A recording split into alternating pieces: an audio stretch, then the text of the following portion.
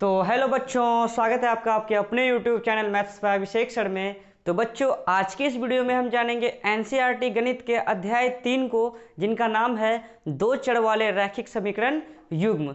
बच्चों, इससे पहले हमने अध्याय 1 और अध्याय 2 को बहुत ही अच्छे तरीके से ख़त्म कर चुका है। तो आप जो है उन वीडियो को देख लें, जिनके प्लेलिस्ट का लिंक मैंने अपने डिस्क्रिप्शन बॉक्स में दे रखा है। तो ठीक है बच्चों, चलिए स्टार्ट करते हैं आज के इस अध्याय को, दो चर वाले रैखिक समीकरण युग्म को। ठीक है, आज का ये जो वीडियो है आपका, ये बिल्कुल बेसिक्स पॉइंट्स को बताया जाएगा। इसमें जितने भी छोटे छोटे पॉइंट्स हैं दो चर वाले रैखिक समीकरण युग्म के अंतर्गत में, बिल्कुल आसान तरीके से इनको बताया जाएगा। और इनके बाद जो है नेक्स्ट वीडियो से हम लोग प्रश्नावली को बनाएंगे। प्रश्नावली 3.1 से लेकर जहाँ तक तीसरा अध्याय में है। ठीक है, तो सबसे पहले हम लोग देखते हैं, तीसरा अध्याय का नाम है दो चर वाले रैखिक समीकरण युग्म।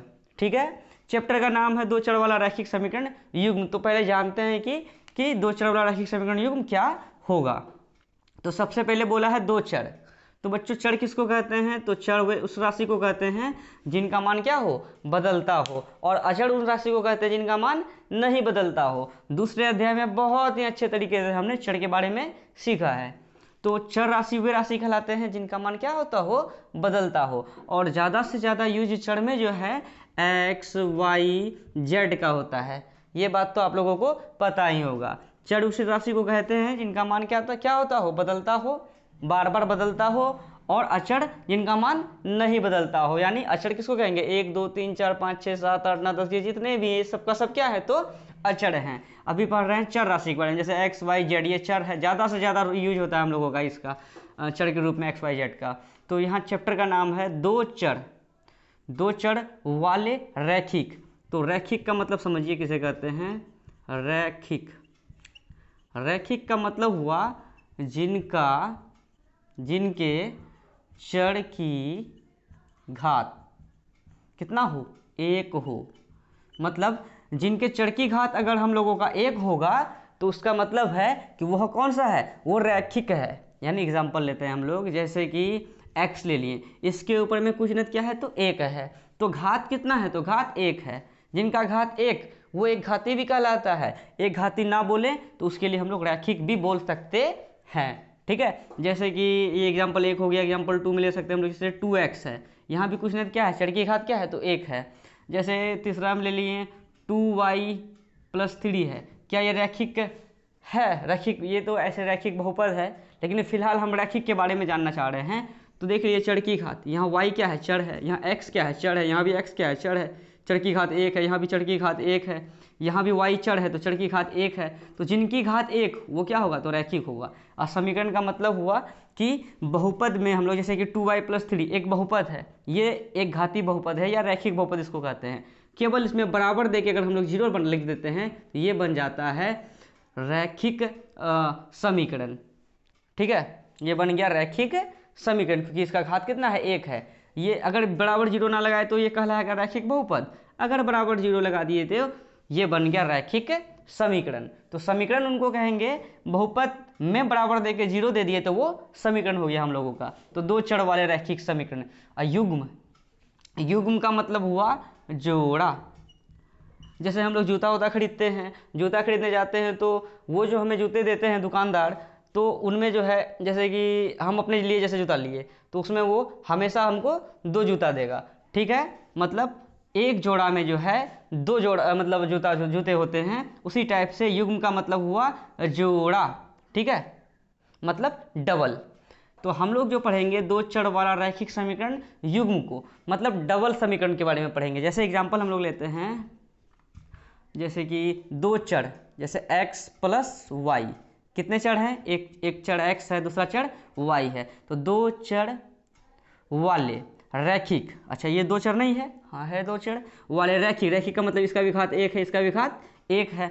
तो ये दो चर है वाले रैखिक भी है वाला क्या, समीकरण। मतलब बराबर देके अगर हम लोग 0 लगा दें, या 1 2 3 4 5 6 7 8 यानी कुछ भी ले ले, तो वो जो है हम लोगों का बन जाएगा दो चर वाला रैखिक समीकरण।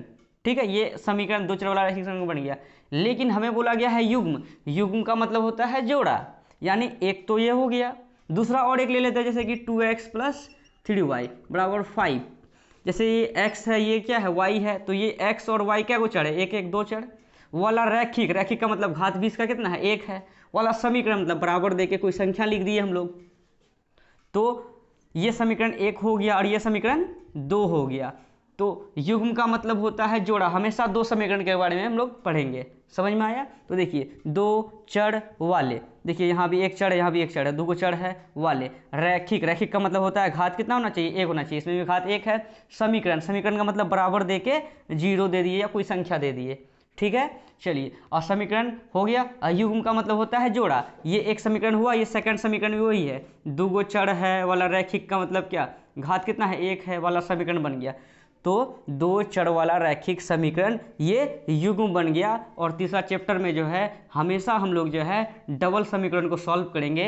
जितने भी भाषा वाला हिसाब आएगा यहाँ पर, तो उनमें जो है हम लोगों को भाषा पढ़ के जो है दो चढ़ वाला रैखिक समीकरण को निकालने का काम करना होगा। फिर हम लोगों का जो है हिसाब, इनको जो है हम लोग 2-3 विधि से बनाते हैं इन हिसाब को, तो वो सब विधि लगाएंगे और हिसाब को क्या कर देंगे, हिसाब को सॉल्व कर देंगे। समझ में आया, कोई दिक्कत है?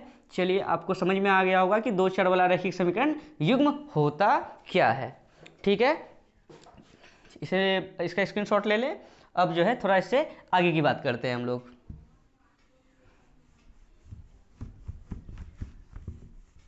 अब हम लोग जानते हैं दो चढ़ वाले रैखिक समीकरण युग्म का व्यापक रूप। दो चढ़ वाले रैखिक समीकरण का व्यापक रूप। बच्चों, जितने भी बात को हम लोग यहाँ बोर्ड पे लिख रहे हैं उनको आप कॉपी में नोट डाउन करते चलिएगा, क्योंकि अगर आप कॉपी में लिख लेते हैं तो बाद में अगर आप भूलेंगे तो आप उन्हें देख करके याद कर सकते हैं। और मेरे इस वीडियो को ज़्यादा से ज़्यादा शेयर करें ताकि आपके सभी दोस्त इनका लाभ उठा सकें, ठीक है। चलिए, दो चढ़ वाले रैखिक समीकरण युग्म छूट गया यहाँ। दो चढ़ वाले रैखिक समीकरण युग्म का व्यापक रूप, ठीक है। देखिए क्या होता है, ax plus by plus c बराबर 0 लगा दिए, मतलब ax plus by plus c बराबर 0। इसी चीज़ को एक बार फिर लिख दीजिए, ax plus by plus c बराबर 0। ax plus by plus c बराबर 0, copy paste same to same, इनको फिर से एक बार लिख देना है, ax plus by plus c बराबर 0, ठीक है। करना क्या है कि यहाँ a1 दे देंगे, यहाँ a2 लिख देंगे, यहाँ b1 लिख देंगे, यहाँ b2 लिख देंगे, यहाँ c1 लिख देंगे, यहाँ c2 लिख देंगे। ये जो समीकरण 1 हो गया, ये जो समीकरण 2 हुआ, ये इन्हीं को यही जो है दो चढ़ वाला रैखिक समीकरण युग्म का व्यापक रूप होता है। व्यापक रूप का कहने का मतलब है कि इसी रूप का जो है हम लोग जो है समीकरण को पढ़ेंगे, मतलब दो चढ़ वाले रैखिक समीकरण युग्म में इसी टाइप के समीकरण को हम लोग पढ़ेंगे। जैसे एग्जांपल हम लोग लेते हैं। अच्छा, एग्जांपल लेने से पहले ये जान जाते हैं कि जहाँ जो है ये जो a1 a2 है, a1, a2, ये b1, ये b2, ये c1, ये जो c2 है, a1 a2 b1 b2 c1 c2, ये सब का सब कौन सी संख्याएं होंगी, तो ये सब का सब वास्तविक संख्या होंगी, ठीक है, संख्याएं होगी। समझ में आया कि ये जो a1 a2 b1 b2 c1 c2, इन सबों के जगह पे जो हम लोग संख्या लेंगे तो कौन सा संख्या लेंगे, तो वास्तविक संख्या लेंगे। अब बात आया कि वास्तविक संख्या किसे कहते हैं, तो वास्तविक संख्या तो हमने अध्याय 1 में बहुत ही अच्छे तरीके से बताया है, फिर भी हम यहाँ पर बता देते हैं कि वास्तविक संख्या जो है परिमेय संख्या तथा अपरिमेय संख्या को ही हम लोग वास्तविक संख्या कहते हैं। और परिमेय संख्या जानते हैं आप लोग कि ऐसा बीजीय व्यंजक ऐसी संख्या जो पी बटे क्यू के रूप में हो या व्यक्त की जा सके, परिमेय संख्या कहलाता है। कब, जब पी और क्यू पूर्णांक हो और क्यू नॉट इक्वल टू 0 हो तब। तो वो परिमेय संख्या, जितना भी परिमेय संख्या है सबका सब वास्तविक संख्या है। और आपका परिमेय में जैसे कि पूर्णांक आ गया, भिन्न आ गया, पूर्णांक का धनात्मक पूर्णांक, ऋणात्मक पूर्णांक, मतलब जितने भी हैं वो सबका सब वास्तविक संख्याएं हैं, ठीक है। नहीं तो आप एक बार मेरे वीडियो को, फर्स्ट चैप्टर का इंट्रोडक्शन वीडियो को आप देख लें, आराम से आपको वास्तविक संख्या समझ में आ जाएंगे। तो a1 a2 b1 b2 c1 c2 ये सबका सब कौन सी संख्याएं हैं, तो वास्तविक संख्याएं हैं। बिल्कुल यहाँ तक समझ में आया होगा, ठीक है। चलिए, और ये बोल रहे हैं कि ये जो हम लोग लिखे ना दो चर वाले रैखिक समीकरण युग्म का व्यापक रूप कहने का मतलब हुआ कि इसी रूप का हम लोग समीकरण को पढ़ेंगे। एग्जाम्पल हम लोग लेते हैं, एग्जाम्पल 1 लेते हैं, जैसे कि 2x + 3y + 5 बराबर 0, इसको मान लिया समीकरण 1। अब जैसे 9x + 4y + 6 बराबर 0, इसको मान लिया समीकरण 2। ठीक है, अब यहाँ देखिए a1x, तो यहाँ a1 के जगह में क्या है तो 2 है, x के जगह में तो x है ही। अब b1y, यहाँ b1 के जगह में 3 है, y के जगह में y ही है। और c1 के जगह में यहाँ कितना है तो 5 है। अच्छा a2x, तो यहाँ a2 के जगह में 9 है और x के जगह में तो x है ही। और b2y की जगह में 4 है और y के जगह में y है ही। और c2 का मान कितना है तो 6 है। जिनका जो मान होता है, मतलब यहाँ से आप उसको कंबाइन करके देखिए, ये जो है आपको लगेगा कि इसी रूप का है। और व्यापक रूप का वही मतलब होता है कि इसी रूप के समीकरण को जो है हम लोग पूरा तीसरा अध्याय में बिल्कुल इसी रूप का जो है दो चर वाला रैखिक समीकरण को जो है हम लोग सॉल्व करेंगे। और इनको सॉल्व करने का जो है हम लोगों के पास 4 नियम है। एक है ग्राफीय विधि, दूसरा प्रतिस्थापन विधि, तीसरा वज्रगुणन विधि, चौथा विलोपन विधि। वो चारों विधि से जो है ये दो चर वाला रैखिक समीकरण को हम लोग सॉल्व कर सकते हैं। ठीक है, तो देखिए कि दो चर वाला रैखिक समीकरण युग्म को हल करने के कितने नियम हैं, तो लिख लेते हैं कि दो चर वाले रैखिक समीकरण को हल करने के 4 नियम हैं। 4 नियम हैं ना। पहला हो गया हम लोगों का ग्राफीय विधि, ठीक है, जिसको ज्यामितीय विधि भी हम लोग बोल सकते हैं। दूसरा हो गया हम लोगों का प्रतिस्थापन विधि। फिर हम लोग का तीसरा है विलोपन विधि। चौथा है हो गया हाँ ये वज्र गुणन विधि। ठीक है, तो जो है दो चर वाले रैखिक समीकरण, युग्म बार बार छूट रहा है, युग्म लिखना था। दो चर वाले रैखिक समीकरण युग्म को हल करने के 4 नियम हैं। पहला ग्राफीय विधि, दूसरा प्रतिस्थापन विधि, तीसरा विलोपन विधि, चौथा वज्रगुणन विधि। ठीक है, ये चारों विधि से जो है ना हम लोग दो चर वाले रैखिक समीकरण युग्म जो ये हम लोग देख रहे हैं, इनको जो है हम लोग 4 विधि से सॉल्व कर सकते हैं। पहला ग्राफीय, दूसरा प्रतिस्थापन, तीसरा विलोपन, चौथा वज्रगुणन विधि। ये सभी विधि बहुत ही आसान है बच्चों। आप मेरे जो है इस चैनल से जुड़े रहिएगा, आपको एक तरफ से सब कुछ बहुत ही अच्छे कॉन्सेप्ट्स के साथ बताए जाएंगे। तो ठीक है, आप समझिए इनको। और जैसे कि इनका जो रूप है, जो व्यापक रूप ये है, इन्हीं के रूप का ये जो समीकरण हम लोग लिखे हुए हैं ना, जैसे समीकरण 1 मान लिए, समीकरण 2 मान लिए, इनको जो है ना सॉल्व किया जाता है। और जो सॉल्व करने का जो विधि है 4 है। इन्हीं चारों विधि में से जो है हम लोग किसी विधि को लागू करके इनको क्या करेंगे तो सॉल्व करेंगे। हमारे फाइनल एग्जाम में जो है बिहार बोर्ड का जो फाइनल एग्जाम होता है, ग्राफीय विधि से एक सवाल पक्का रहता है, 5 नंबर में पूछा जाता है कि समीकरण आपको 2 को दे देगा, दो चर वाला रैखिक समीकरण युग्म दिया रहेगा, बोलेगा कि इनका ग्राफ खींचे। ठीक है, तो ये इसी अध्याय से जो है ग्राफीय विधि जो है हम लोगों का इसी अध्याय में है। और इनको जो है हम लोग जो है 3.2 में बहुत ही अच्छे तरीके से समझेंगे कि ग्राफ को कैसे बनाया जाता है। समझे? चलिए, यहाँ तक तो आपको समझ में आ गया होगा, तो आप इसका स्क्रीनशॉट ले लें। हाँ, अगर कहीं का डाउट हो तो आप हमें कमेंट जरूर करें, ताकि हम उस पर एक नया वीडियो बना सके जिस पे आपके डाउट का सल्यूशन होगा। तो आप इसका स्क्रीनशॉट लें, उनके बाद जो है हम इन्हें मिटा देते हैं। अब आगे की बात को पढ़ते हैं। ये बेसिक, बिल्कुल बेसिक से आप लोगों को हम तीसरे अध्याय को समझा रहे हैं। इसका बेसिक्स पॉइंट है, परिचय है ये। अच्छा, एक चीज़ तो बताना भूल ही गए। अभी हम लोग बोले कि दो चर वाले रैखिक समीकरण को सॉल्व करने के 4 नियम हैं, है ना। कौन कौन? ग्राफीय, प्रतिस्थापन, विलोपन और वज्रगुणन। अगर बच्चों एग्जाम में पूछा भी है कि दो चर वाले रैखिक समीकरण युग्म को हल करने के बीजगणितीय निरूपण कितने हैं, तो बच्चों बीजगणितीय निरूपण के बारे में बोला जा रहा है। तो अगर बीजगणितीय निरूपण पूछे ना तो ग्राफीय विधि को छोड़कर बचा 3 विधि। कौन सा बचा? एक बचा प्रतिस्थापन, एक बचा विलोपन, एक बचा प्रतिस्थापन।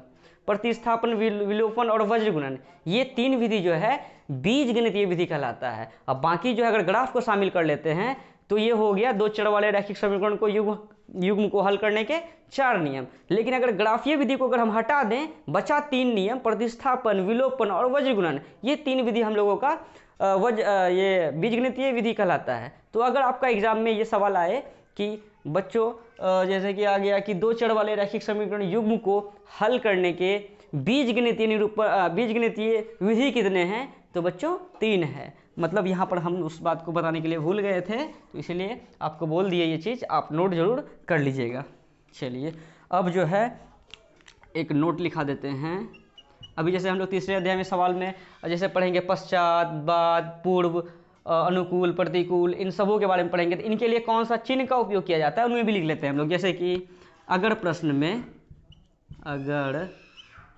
में पश्चात या बाद या अनुकूल की बात हो तो हम लोग प्लस, ठीक है, प्लस का उपयोग करेंगे। ठीक है, अभी आप ये समझिए कि अगर प्रश्न में पश्चात हो या बाद हो या अनुकूल हो तो हम लोग जो है ना चिन्ह का जो उपयोग करेंगे, प्लस का चिन्ह का उपयोग करेंगे। ये सवाल जब बताएंगे आपको वहां पे बहुत ही अच्छे तरीके से समझ में आएगा। अभी फिलहाल इसे आप नोट करके इसे याद कर लेंगे, ठीक है। और अगर ये दूसरा नोट है, अगर प्रश्न में पूर्व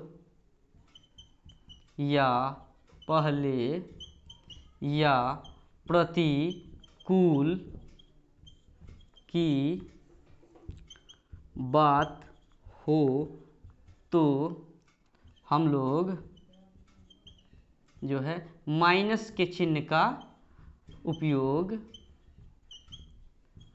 करते हैं। ठीक है, तो दोनों नोट को जो है आप लोग अच्छे से उतार लें और उसे याद भी कर लें। बाकी बात ये सवाल में हम बहुत ही अच्छे तरीके से बताएंगे कि पश्चात, बाद, अनुकूल, ये सब पर प्लस का ही उपयोग क्यों करते हैं, पूर्व, पहले या प्रतिकूल की बात हो तो माइनस का ही उपयोग हम लोग क्यों करते हैं, वो सवाल में बिल्कुल अच्छे तरीके से आपको समझ में आ जाएंगे। और जो है अब हम लोग जानते हैं एक फॉर्मूले को, एक सूत्र जानते हैं हम लोग। किसका सूत्र? तो हम लोग सूत्र जानेंगे वज्र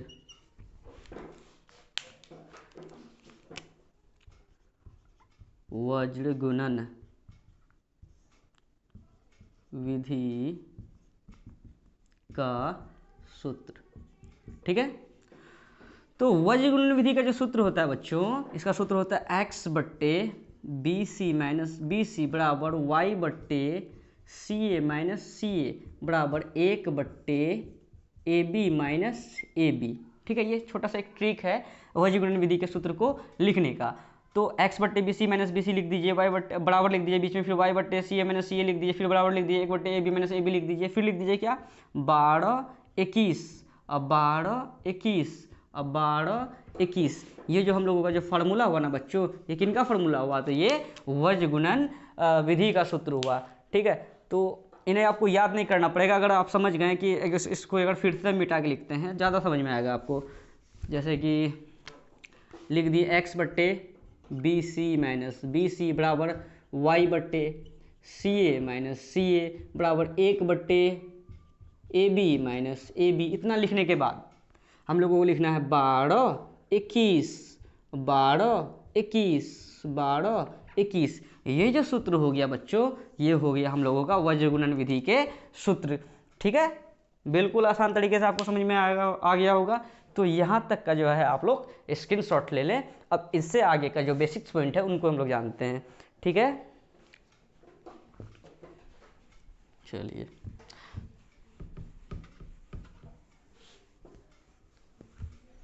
ये वज्र गुणन विधि का सूत्र हो गया।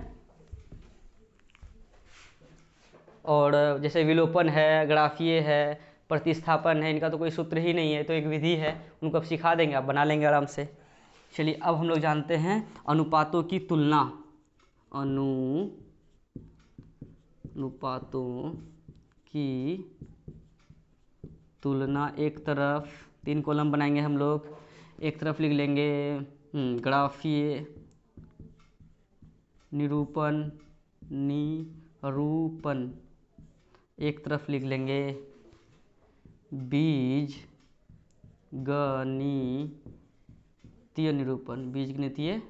निरूपण, ठीक है। एक तरफ अनुपातों की तुलना, फिर ग्राफीय निरूपण, फिर बीजगणितीय निरूपण। तो ये तीनों पॉइंट्स को हम लोग बहुत ही अच्छे तरीके से अभी समझेंगे। बच्चों ये जो हम लोग बना रहे हैं ना, ये जो हम लोग समझ रहे हैं, यहाँ से आपके फाइनल एग्जाम में सवाल ना आए ऐसा हो नहीं सकता है, ठीक है। अब बिल्कुल यहाँ से सवाल आते हैं और ज़रूर है कि 2-3 ऑब्जेक्टिव यहाँ से रहते हैं, तो आप लोग जो है इन्हें अच्छे तरीके से समझे और मेरे इस वीडियो में शुरू से अंत तक जरूर बने रहें, ताकि आपको सभी कॉन्सेप्ट्स अच्छे तरीके से क्लियर हो सके।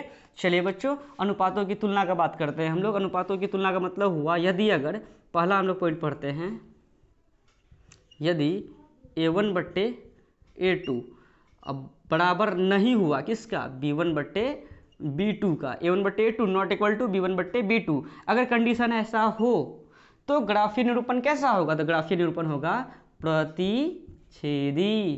कैसा होगा, तो प्रतिच्छेदी होगा। प्रतिच्छेदी कहने का मतलब ये ऐसे आकर के दो रेखा एक दूसरे को प्रतिच्छेद करेगा, उसी को कहते हैं प्रतिच्छेदी रेखा, ठीक है। तो A1/A2 not equal to B1/B2, अगर बोला जाए ग्राफीय निरूपण कैसा होगा, तो ग्राफीय निरूपण होगा प्रतिच्छेदी। प्रतिच्छेदी को हम लोग दूसरे नाम से जानते हैं अविरोधी, मतलब विरोध नहीं हो रहा है, अविरोधी है। अविरोधी का मतलब हुआ कि ये लाइन आया, इस लाइन को काट दिया, मतलब ये लाइन इसका विरोध नहीं करा जा रहा है, इस लाइन का मतलब समझ में नहीं आया आपको। आइए लीजिए, काटिए और जाइए, मतलब ये इसको काट दिया, वो इसको काट दिया, एक दूसरे को जो कटिंग कर देता है उसी को कहते हैं अविरोधी। कोई विरोध नहीं कर रहा है, देखिए इधर से आया और उधर से आके काट दिया, इसको विरोध नहीं कर रहा है, आइए हाथ काट दीजिए चल जाइए, कोई दिक्कत नहीं है, ये अविरोधी है, विरोध नहीं करता है, आइए ऐसे और ऐसे काट के चल जाइए, ठीक है। तो ये हो गया अविरोधी, मतलब जो विरोध नहीं करे, ठीक है। तो प्रतिच्छेदी का सिंबल हो गया आपका ये कि एक दूसरे को प्रतिच्छेद करे, मतलब ये कटिंग कर रहा है, विरोध नहीं हो रहा है, उसे कहते हैं अविरोधी। अब विरोधी उसको कहेंगे जो एक दूसरे का विरोध करेगा। जैसे कि हम लोग रेल का पटरी देखते हैं स्टेशन के पास, तो रेल का जो पटरी रहता है कैसा रहता है, ऐसा रहता है, इस टाइप का रहेगा। इनको आप कितनों आगे बढ़ा दीजिए, ये जल्दी इससे मिलेगा नहीं, आगे जाके मिलता है वो अलग बात है, लेकिन स्टेशन पे आप लोग देखते होंगे रेल का पटरी एकदम ऐसे एकदम समांतर रहता है, मतलब ना ही ये इधर सटेगा ना ही ये इधर सटेगा, ये इसका विरोध करेगा और ये इसका विरोध करेगा, एक दूसरे का विरोधी होगा, मतलब सटेगा नहीं, तो इनको कहेंगे हम लोग विरोधी। जैसे एक चंबुक नहीं देखते हैं हम लोग, जो चंबुक को सटाते हैं तो सटता नहीं है, ये इधर छिटकाता है वो उसको उधर छिटकाता है, मतलब सटता नहीं है, तो उसको क्या कहते हैं, विरोधी, ठीक है। जो चिपक जाए, जैसे कि चंबुक का दूसरा साइड हम लोग उल्टाते हैं तो धरते हैं, थड़ाक से चिपक जाता है, तो वो क्या हो गया, वो हो गया, और उसको कहेंगे अविरोधी, विरोध नहीं कर रहा है, खटाक से चिपक रहा है। और दूसरा क्या है, जो छिटक रहा है, चिपके ना, जो छिटक जाए उसको कहते हैं अविरोधी, जो कि मतलब ये लाइन इस पे नहीं सटेगा ना ही ये इस पे सटेगा, तो क्या हो गया विरोधी। मतलब ये दोनों भाई हैं, इन दोनों पे जो है थोड़ा सा झगड़ा हो गया है, ये इसके घर नहीं जाता है, वो इसके घर नहीं जाता, तो ये दोनों भाई जो है एक दूसरे का क्या है, विरोधी है। मगर ये जो है गले मिल के है, ये इसका गला मिल रहा है, ये इसका गला मिल रहा है एकदम ऐसे पकड़ के, तो क्या हो गया, वो अविरोधी हो गया, विरोध नहीं है दोनों के बीच में, आया अपना गला मिला, हाँ भाई कैसा है नहीं है, लेकिन इसमें क्या है कि इसमें विरोधी है, ये इसका जो है इससे थोड़ा सा झगड़ा हो गया, जिसके कारण ना ही ये इसके पास जाता है ना ही वो इसके पास जाता है। बिल्कुल समझ में आ गया होगा विरोधी और अविरोधी में अंतर, ठीक है।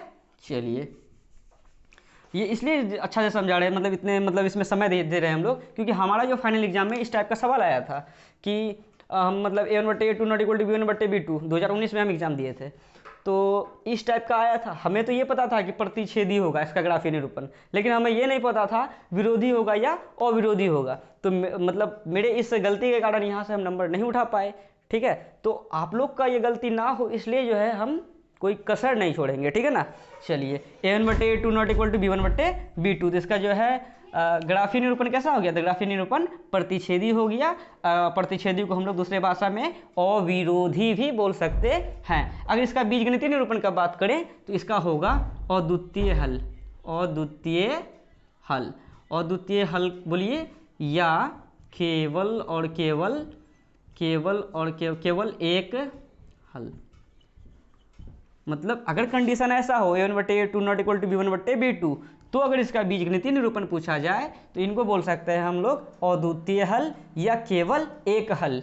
एक ही हल होगा, इसके अलावा और कोई हल नहीं होगा, उसी को कहते हैं अद्वितीय हल। अद्वितीय बोलिए या केवल एक हल बोलिए। एग्जाम में जो सवाल आते हैं इस टाइप से आते हैं। अगर आपको डायरेक्ट ये दे देंगे, अनुपातों की तुलना दे देंगे कि a1/a2 not equal to b1/b2 अगर है तो बीजगणितीय निरूपण कैसा होगा? तो बीजगणितीय निरूपण अद्वितीय हल होगा या केवल एक हल होगा। अगर ये बोल दे कि a1/a2 not equal to b1/b2 का ग्राफीय निरूपण कैसा होगा? तो ग्राफीय निरूपण इसका होता है प्रतिच्छेदी या अविरोधी, ठीक है। अब बात आया इसमें एक संगत और असंगत का बात होता है। तो देखिए संगत कब होगा, असंगत कब होगा? संगत तभी होगा जब जो है कि हल हो। अगर हल हो तो संगत होगा, अगर हल ना हो तो असंगत होगा। अच्छा यहाँ देखिए, तो अद्वितीय हल, अद्वितीय हल बोलिए या केवल एक हल बोलिए, दोनों बात एक है। अरे एक हल तो है ना। अगर हल है तो जो है ये क्या होगा? तो ये संगत होगा, संगत, ठीक है।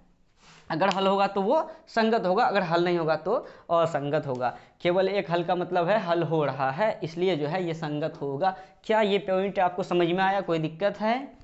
बिल्कुल आसान तरीके से आप पहले पॉइंट को समझ ली। अब सेकंड पॉइंट को हम लोग जानते हैं।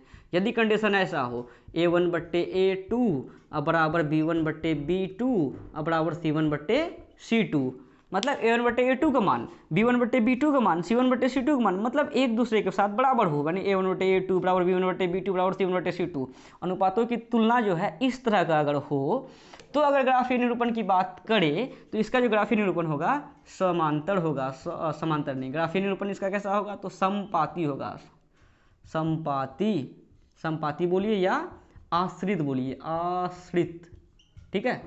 दोनों एक ही बात है, समपाती या आश्रित। अगर तीनों बराबर है तो ग्राफीय निरूपण कैसा होगा? तो समपाती या आश्रित। समपाती या आश्रित का मतलब हुआ जैसे हम लोग ग्राफ खींचेंगे ना, तो जैसे एक लकीर ऐसे खींचे, इसी के ऊपर में और एक लकीर खींचा जाएगा। बात समझ में आया कि एक लकीर के ऊपर में भी दूसरा लकीर, समपाती, ठीक है। जैसे ये हाथ है, इस हाथ के ऊपर में जैसे ये हाथ हम लोग रख दिए, ऐसे धर दिए, ये क्या हो गया? समपाती हो गया। एक हाथ के ऊपर मतलब कोई जगह खाली ना बचे, ठीक है। जैसे कि एक लकीर खींचे ऐसे और एक ऐसे ही खींच दिए, इसे क्या कहते हैं? इसी को कहते हैं समपाती। ये सिंबल हम लोग डाल दिए समपाती का, ठीक है। हाँ, अगर ये सब बराबर है तो ग्राफीय निरूपण तो समपाती हो गया। लेकिन इसी में अगर बोले कि बीजगणितीय निरूपण कैसा होगा, तो इनका बीजगणितीय निरूपण होगा ऐसा, क्या कहते हैं कि हाँ, अपरिमित रूप से अनेक हल, ठीक है। अपरिमित रूप से अनेक हल या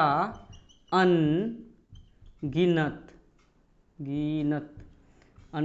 हल या अनंत हल, ठीक है।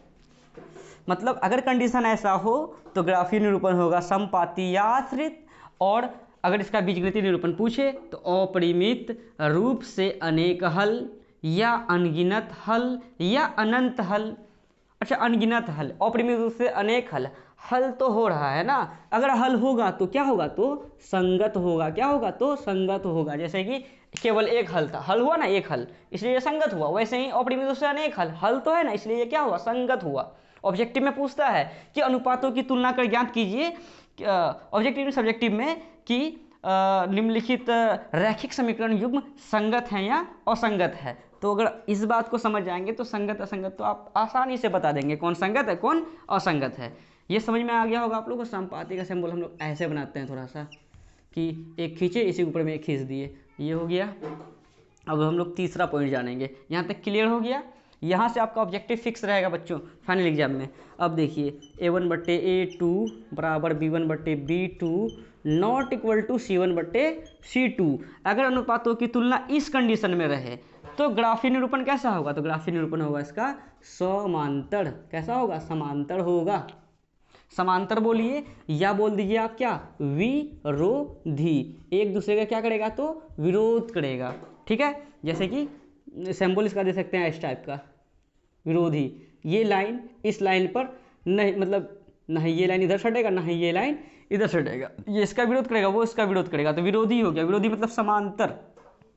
ठीक है, समांतर बोलिए मतलब ग्राफीय निरूपण इसका समांतर बोलिए या विरोधी बोलिए। ठीक है, फाइनल एग्जाम में यहाँ से सवाल आते हैं कि a1/a2 बराबर b1/b2 not equal to c1/c2 का ग्राफीय निरूपण कैसा होगा। तो सब बच्चे याद करके जाते हैं। आपका बुक में जो है समांतर, प्रतिच्छेदी दिया है, विरोधी और विरोधी नहीं दिया है।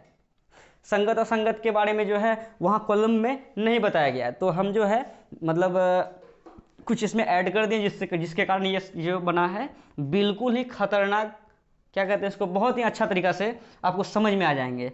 ठीक है ना, चलिए। तो समांतर का सिंबल बना दिए कि ये विरोधी होगा। अगर इस तरह का कंडीशन है तो बीजगणितीय निरूपण इसका कैसा होगा, तो बीजगणितीय निरूपण इसका हो जाएगा हाँ, कोई हल नहीं, कोई हल नहीं। अगर कंडीशन ऐसा होगा ना, a1/a2 बराबर b1/b2 not equal to c1/c2, तो इसका बीजगणितीय निरूपण अगर पूछा जाए तो इसका कोई हल नहीं होगा। और जिनका हल नहीं है तो वो क्या होगा, तो वो असंगत। ठीक है, क्या होगा, असंगत होगा। समझ में आया। संगत कब हुआ, जब हल हो, जैसे एक हल है, अनगिनत हल है, मगर कोई हल नहीं है। हल नहीं है तो वो असंगत, हल है तो संगत। बिल्कुल आसान तरीके से आपको हम जो है इस जो ये आपका जो है अनुपातों की तुलना, ग्राफीय निरूपण, बीजगणितीय निरूपण बहुत ही अच्छे तरीके से हम लोग समझ लिए हैं। अब जो है एग्जाम में पूछता कैसे है वो बताते हैं आपको। चलिए इधर हम लोग लिखते हैं, एग्जाम्पल लेते हैं। आपको ऐसे देगा, समीकरण देगा कि 2x + 3y + 5 बराबर 0 दे दिए, और दे दिए 3x + 2y एक्चुअली 5y + 6 बराबर 0 दे दिए। ये समीकरण 1 है, ये समीकरण 2 है। पूछ दिया कि ये समीकरण इतना का ग्राफीय निरूपण कैसा होगा। तो सबसे पहली बात तो अभी जो हम लोग जो बताए थे कि दो चर वाला रैखिक समीकरण का व्यापक रूप, ये नहीं पढ़े थे हम लोग, a1x + b1y, अच्छा ये ax + by + c बराबर 0, फिर ax + by + c बराबर 0, a1 a2 b1 b2 c1 c2, ये जो पढ़े थे हम लोग समीकरण 1 समीकरण 2, ये पढ़े थे दो चर वाला रैखिक समीकरण युग्म का व्यापक रूप। तो यहाँ जो है ये a1 है, ये a2 है, ये b1 है, ये b2 है, ये c1 है, ये c2 है। उसी टाइप से यहाँ पर ये a1, ये a2, ये b1, ये b2, ये c1, ये c2, सबका मान लिखा हुआ है और बोला गया है कि इसका जो है ग्राफीय निरूपण कैसा होगा।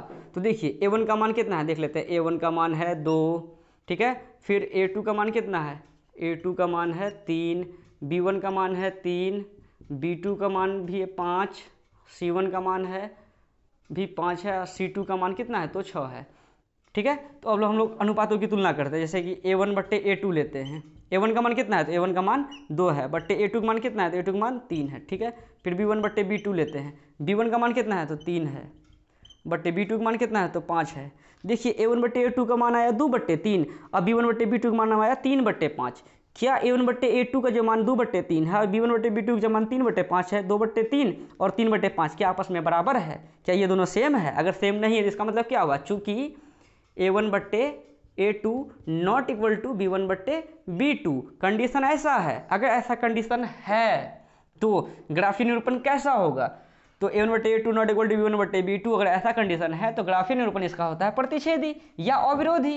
हाँ, अगर कंडीशन ऐसा आया, अब पूछ दिया बीजगणितीय निरूपण कैसा होगा, तो कैसा होगा, अद्वितीय या केवल एक हल या संगत। ठीक है, ये सब हो गया। उसी टाइप से अगर हम लोग समीकरण लेंगे, जैसे कि समीकरणों को बदलेंगे, a1/a2 b1/b2 का मान देखेंगे, c1/c2 का मान देखेंगे, देखेंगे सबका मान आपस में बराबर हो गया, तो ग्राफीय निरूपण देख लेंगे क्या होता है, संपाती या आश्रित या अपरिमित रूप से अनेक हल। जैसे उसका भी उदाहरण एक हम लोग ले लेते हैं, और इस उदाहरण का जो है आप लोग स्क्रीनशॉट ले लें, इसका भी स्क्रीनशॉट ले लें। ठीक है, कहीं आपको कोई दिक्कत ना हो, इनको जो है कॉपी में नोट जरूर कर लें और इसे अच्छे तरीके से याद भी कर लें, क्योंकि यहाँ से एग्जाम में आपका सवाल जरूर आएंगे। ठीक है, इसका स्क्रीनशॉट ले लें, ये सवाल का एक न्यू सवाल अब लिखते हैं।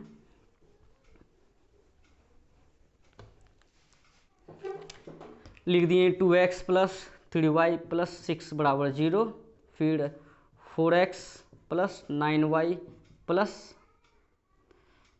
यहाँ लिख देते हैं 4 और यहाँ लिख देते हैं 16 बराबर कितना 0। अब देखिए यह A1 का मान है, ये A2 का मान है, फिर यहाँ B1 B2 C1 C2 A1 बट्टे A2 हम लोग करते हैं, A1 बट्टे A2, A1 का मान कितना है 2 है, बट्टे A2 का मान 4 है, तो ये एक बार में 2 बार में कितना है 1 बट्टे 2 आया। फिर B1 बट्टे B2 निकालते हैं हम लोग, यहाँ 8 ले लेते हैं एग्जाम्पल में। B1 बट्टे B2, B1 का मान 3 है और B2 का मान 9 है, 3 एकम 3 3 तिया 9। अच्छा यहाँ 8 लेना था एग्जाम्पल में। अच्छा सॉरी रुकिए, हाँ ठीक है 8 सही है, 16 भी सही है, 16 यहाँ 2 लेना पड़ेगा, 2 नहीं 8, अच्छा 24 ले लेते हैं, अब सही है। ये एग्जाम्पल लेना था हम लोगों को। यार देखिए A1 बट्टे A2 करते हैं, A1 का मान कितना है तो 2 है, बट्टे A2 का मान कितना है 8 है, 2 एकम 2 2 चौके 8। अच्छा ठीक है, यहाँ 4 यहाँ 16 ले लेते हैं। B1 बट्टे B2, B1 का मान 4 बट्टे B2 का मान 16, 4 एकम 4 4 चौके 16, ठीक है ऐसा आ गया। और C1 बट्टे C2 करते हैं हम लोग, C1 का मान कितना है तो C1 का मान है 8 बट्टे, और चलिए यहाँ 8 चौके 32, अच्छा 32 ले लेते हैं, 32 8 एकम 8 8 चौके 32 कितना 1 बट्टे 4। A1 बट्टे A2 भी मान 1 बट्टे 4, B1 बट्टे B2 भी मान 1 बट्टे 4, C1 बट्टे C2 भी मान 1 बट्टे 4। क्या A1 बट्टे A2 बराबर B1 बट्टे B2 बराबर C1 बट्टे C2 ऐसा नहीं लग रहा है? अगर ऐसा है तो जो है इसका ग्राफीय निरूपण कैसा होगा, समपाती या आश्रित। और बीजगणितीय निरूपण कैसा होगा, अपरिमित रूप से अनेक हल या अनगिनत हल या अनंत हल या संगत भी हम लोग बोल सकते हैं। अगर ऐसा रहता कि यहाँ 8 दे दिए और यहाँ 24 दे देते, ठीक है बदल दिए सवाल को, सब कुछ तो सेम रहता, लेकिन C1 बट्टे C2 हम बदले हैं, तो C1 बट्टे C2 लिख देते हैं 8 बट्टे कितना 24, 8 एकम 8 या 24 कितना 1 बट्टे 3। A1 बट्टे A2 का मान 1 बट्टे 4, B1 बट्टे B2 का मान 1 बट्टे 4, तो A1 बट्टे A2 बराबर B1 बट्टे B2, लेकिन C1 बट्टे C2 का मान आया है 1 बट्टे 3, तो A1 बट्टे A2 बराबर B1 बट्टे B2 not equal to C1 बट्टे C2। कंडीशन ऐसा हो गया तो ग्राफीय निरूपण समांतर या विरोधी, ठीक है। अगर बीजगणितीय निरूपण पूछे तो कोई हल नहीं, सवाल आपका इस टाइप से दिया रहेगा कि समीकरण दे देगा, बोल देगा कि बताइए इसका ग्राफीय निरूपण कैसा होगा, बीजगणितीय निरूपण कैसा होगा, ठीक है। चलिए अब जो है नेक्स्ट पॉइंट को हम लोग देखते हैं। इसमें यहाँ तो ठीक है क्लियर हो गया पूरा पूरा कंप्लीट, और इसका स्क्रीनशॉट जरूर ले लें, और जितने भी बेसिक्स पॉइंट को हम बताए हैं उसका जो है आप स्क्रीनशॉट ज़रूर ले लें। तो बच्चों अब जो है हमको जहाँ तक लग रहा है कि तीसरा अध्याय का टोटली जो है हम लोग बेसिक्स पॉइंट को जान लिए हैं। तो बच्चों अगर आपको कक्षा 10 का कंप्लीट मैथ फॉर्मूला चाहिए तो आप मेरे टेलीग्राम चैनल से जुड़ सकते हैं, जिसका लिंक मैंने डिस्क्रिप्शन बॉक्स में डाल रखा है। तो इस अध्याय में अगर आपको कहीं डाउट हो तो आप हमें कमेंट जरूर करें, ताकि हम उस पर एक नया वीडियो बना सकें जिस पे आपके डाउट का सॉल्यूशन होगा। तो बच्चों ठीक है, मिलते हैं नेक्स्ट वीडियो में। अगर वीडियो अच्छा लगा हो तो इसे जो है ज़्यादा से ज़्यादा शेयर करें और अपने सभी दोस्तों को जो है इस चैनल के बारे में ज़रूर बताएं। धन्यवाद बच्चों।